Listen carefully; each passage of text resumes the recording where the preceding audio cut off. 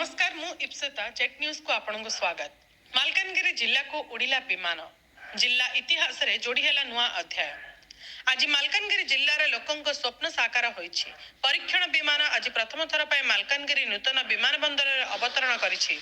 खूब शीघ्र एहाको मुख्यमंत्री द्वारा आनुष्ठानिक भावे उद्घाटन कराजिबो। प्रथम थर पाए मालकानगिरी विमान बंदर रे समस्त प्रस्तुति परे BT-100 विमान प्रथम थर पाए एक परीक्षण अवतरण कला। अवतरण करिबा परे पायलट समग्र विमान बंदर को जांच करिबा सह खुशी व्यक्त करिसंती। आसंता 9 तारीख रे मुख्यमंत्री नवीन पटनायक और 5T अध्यक्ष बीके पांडियान विमान रे पहुंची मालकानगिरी विमान बंदर को लोकार्पण करिबार कार्यक्रम रही। आज चित्राकोंडा विधायक पूर्णचंद्र बाका, जिलापाल विशाल सिंह और अन्य जिला स्तरीय अधिकारी उपस्थित रे विमान अवतरण करिथिला।